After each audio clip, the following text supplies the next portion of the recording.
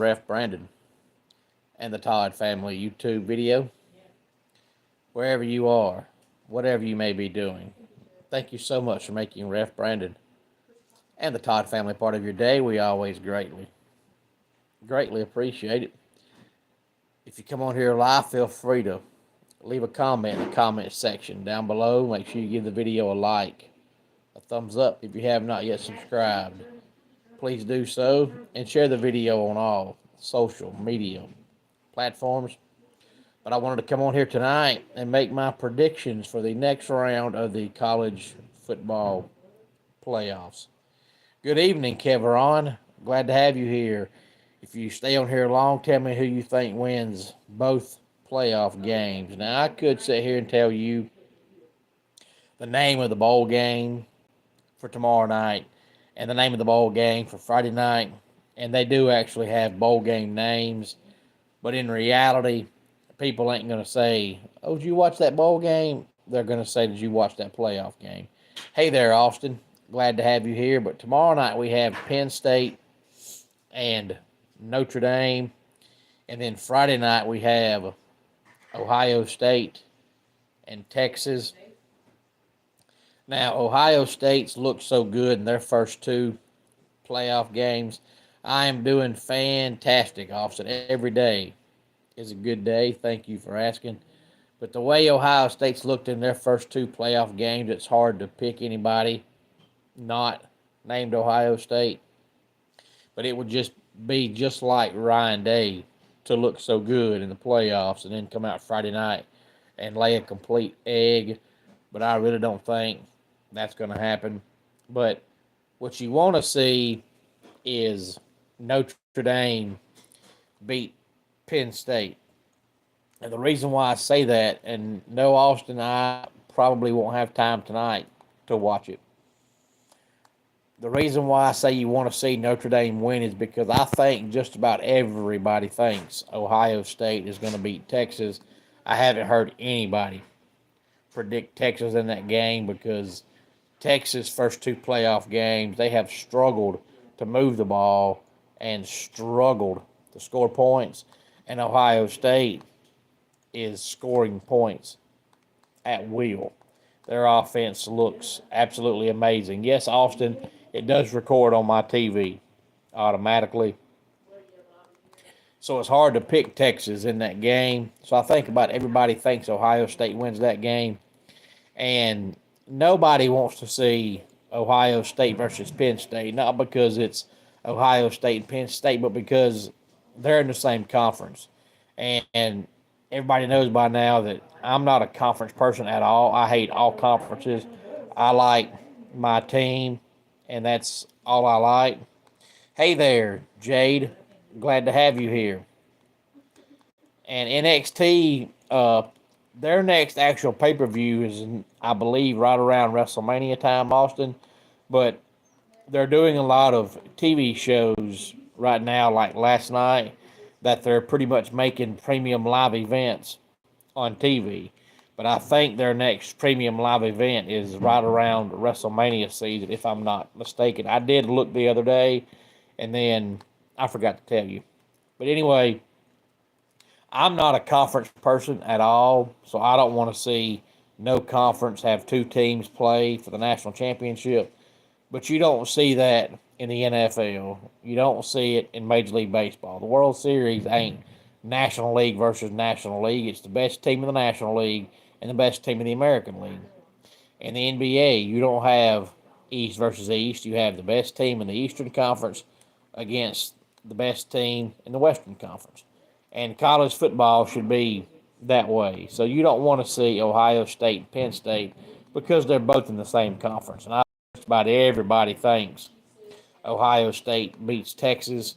So just to make sure, 100% sure that we avoid conference versus conference, we need Notre Dame to beat Penn State tomorrow night. But it should be a really good game because both teams have incredible defenses, but both teams struggle to move the football on a consistent basis as far as scoring points. Penn State's liable to go out and have 500 yards of offense, but only score 17. But against Georgia, I don't think Notre Dame had 300 yards of offense. If they did, they had 300 barely. But their quarterback only had 90 passing yards against Georgia. So Notre Dame doesn't have an incredible offense. But they don't turn the ball over on offense. They play smart football on offense. They have a ball control offense. And they have a great defense and a great special teams. And Penn State also don't turn the ball over on offense, have a ball control offense, and have a really good defense and a really good special team. So honestly, both teams are just about built the same way. So it should be a really good game. So in a game like that, when you have two teams that are pretty much matched up the same, play the same, or design the same, it all comes down to talent. Unless one team just has a buku of turnovers and then automatically you're in trouble. But let's say that don't happen and it comes down to just who has the better team talent-wise.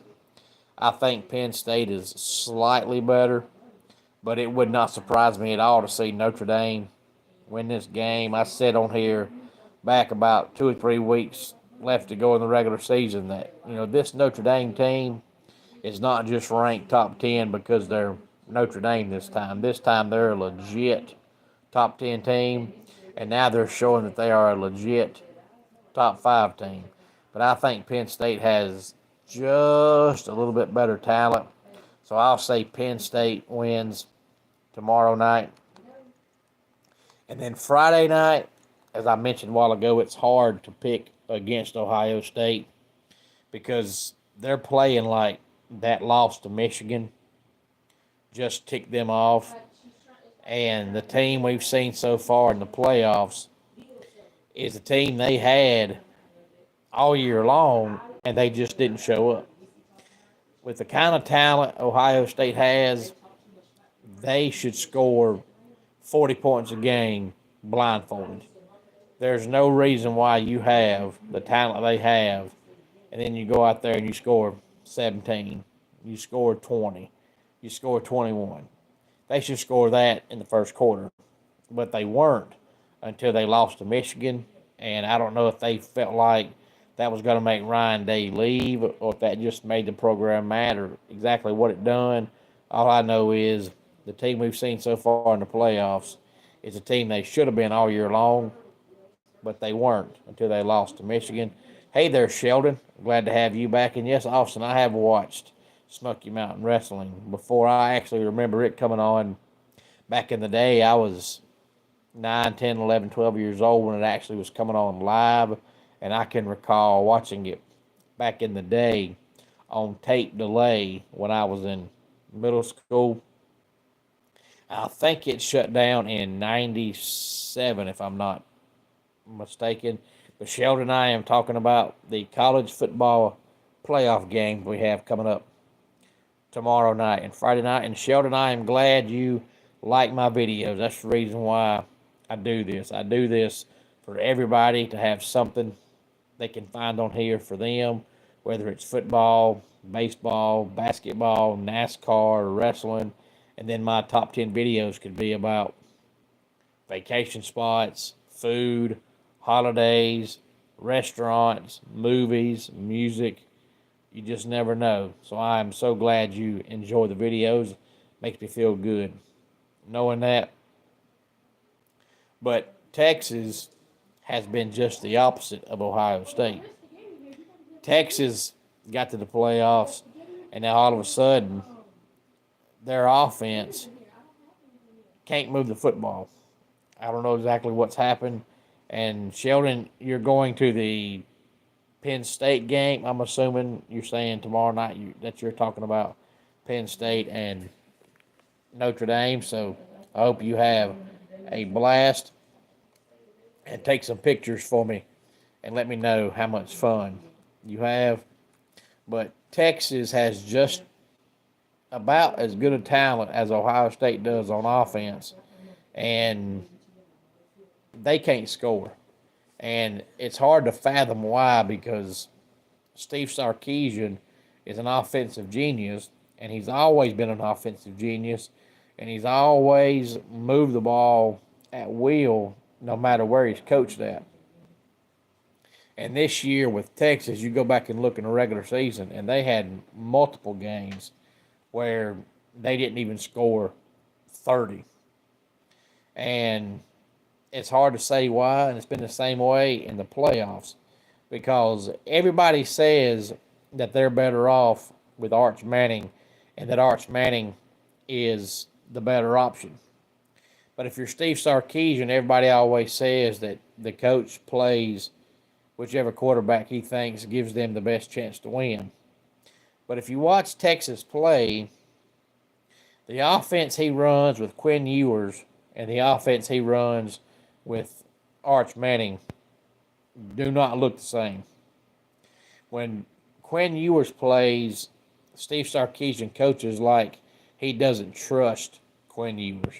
And if you don't trust Quinn Ewers and it's playoff time, why is he your quarterback? When you should put in a quarterback that you trust more. But if you do trust Quinn Ewers, why do you coach like you don't trust Quinn Ewers?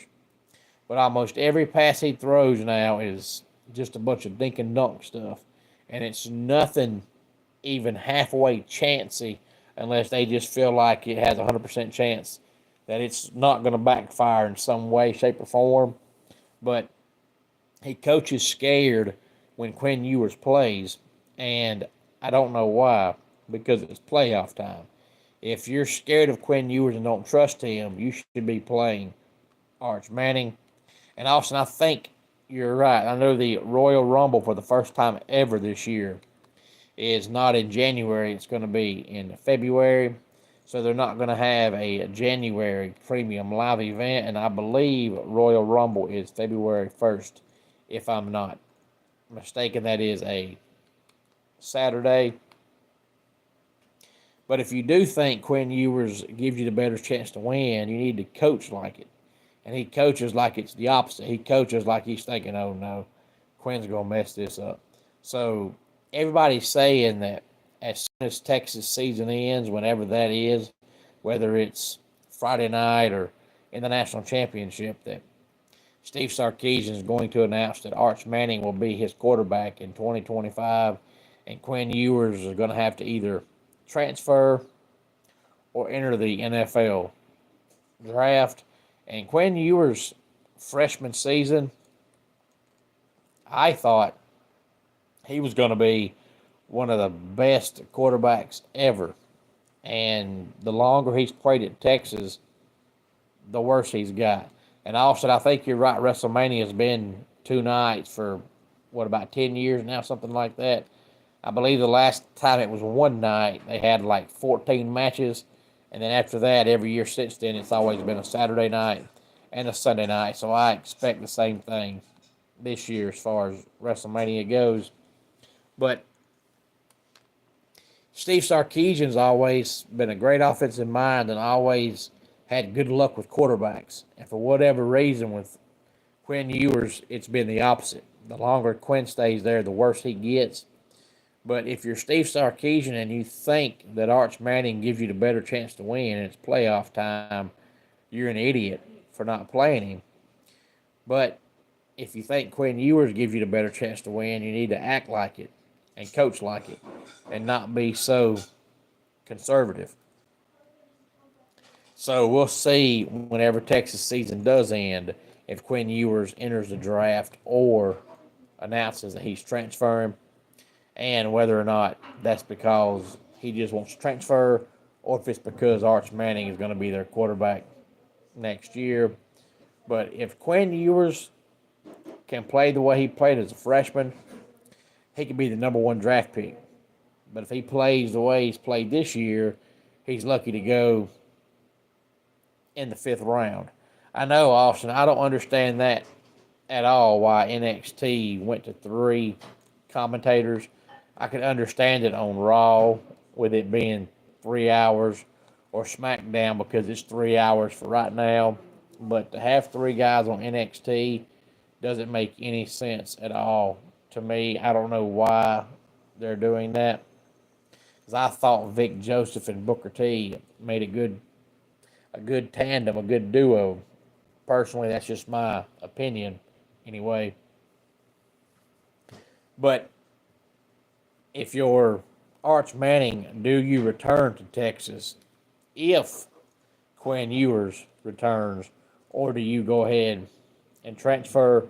But Quinn Ewers' biggest problem is he's always had injury problems. Ever since his freshman year, he's missing games every year due to some kind of injury. So we don't know if Quinn Ewers can go through a full season healthy because he's yet to do it. And the other problem with Quinn Ewers is he's not good under pressure. If you can get in the backfield and hit him or sack him for 8 or 9 straight plays, he folds. He bends under pressure easily. But if he can fix that and stay healthy, he's got the talent. But he just can't stay healthy and he folds under pressure. So Friday night, I'll pick Ohio State. So as bad as I hate to say it, and as much as I hope I'm wrong, I think the national championship will be the Big Ten's Penn State versus the Big Ten's Ohio State. And if it is, I'll call that game the same thing I called the national championship game back in the day when it was Alabama and LSU. That is the Incest Bowl. And that is what I will call it, because it's Incest Bowl because you have two teams playing in the same conference, therefore it's an Incest Bowl. Austin, I like Corey Graves. I'm hoping him going back to NXT means that he's eventually going to slowly work his way back into wrestling one more time. He says his dream is to come back and wrestle one more time, and maybe that's why he went to NXT. So if he does, he's wrestling on NXT as opposed to wrestling on Raw or SmackDown. I'm hoping that's the case. If that's not the case, I don't know why they're using 3 unless they're going to eventually give Booker T some time off. But any thoughts on the 2 playoff games, please feel free to let me know. Let's go ahead and get our dad joke of the day in here. The pants zipper store only has evening hours. It's a fly-by-night operation. And that does it for today's Ref Brandon and the Todd Family YouTube video. Until next time, it's Ref Brandon saying, just like in pro wrestling, by the count of 3. Tell your friends and family how much you love them. Bye.